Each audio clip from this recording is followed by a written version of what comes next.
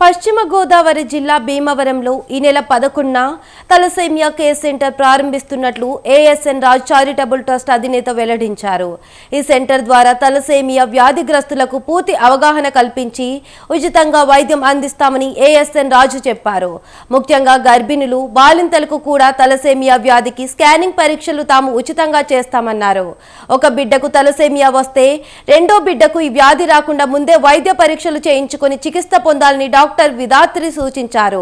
పలువురు తలసేమియా వ్యాధిగ్రస్తులు తరచూ రక్త మార్పిడి చేయించుకోవాల్సి ఉంటుందని డాక్టర్ రాణిచంద్ర అన్నారు. ఎంతో ఆ పేరెంట్స్ పడుతున్నటువంటి ఇబ్బందుల్ని ఒకసారి మనము స్వయంగా కనుక చూస్తే తెలుస్తుంది. అది ప్రతి 3-4 వారాలకు ఒకసారి ఆ చిన్న పిల్లల్లో రెగ్యులర్గా బ్లడ్ ట్రాన్స్ఫ్యూషన్ అవసరమవుతున్నప్పుడు వాళ్ళు పడేటటువంటి బాధలు ఇవన్నీ కూడా చాలా బాధాకరమైనటువంటి సంఘటనలు. కానీ ఇటువంటి పరిస్థితులు రాకుండా ఉండాలి అంటే ఒక ఆరోగ్యవంతమైనటువంటి బిడ్డల్ని, భావితరాల్ని మనము తీర్చిదిద్దుకోవాల్సినటువంటి అవసరం ఉంది.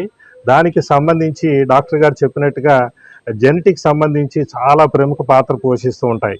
ఇలా ఈరోజు థాలసేమియా సెంటర్ ప్రారంభోత్సవంలో ఇలా మాట్లాడటము ఎంతో ఆనందంగా ఉంది.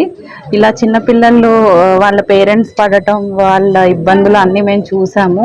ఇలా ఒక బేబీ ఎఫెక్ట్ అయ్యాక నెక్స్ట్ బేబీ ప్లాన్ చేసుకునే ముందు మళ్ళీ అలాంటి బేబీ కాకుండా మా బేబీ నార్మలా కాదా అని తెలుసుకుందామని చాలామంది పేరెంట్స్ అనుకుంటారు.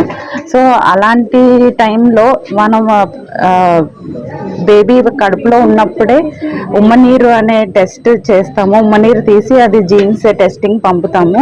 ఆ ముందు బేబీలో ఉన్న జీన్స్ ఈ బేబీలో కూడా ఉంటే మళ్ళీ ఈ బేబీ ఎఫెక్ట్ అవుతుందని ముందుగానే మనం తెలుసుకుంటే అది ఆ ప్రెగ్నెన్సీ టర్మినేట్ చేసి నెక్స్ట్ ప్లాన్ చేసుకునే ముందుగానే జెనెటిక్ టెస్టులు చేసుకుంటే వాళ్ళకి లైఫ్ లాంగ్ బర్డెన్ లేకుండా ముందే తెలుసుకోవటం జరుగుతుంది.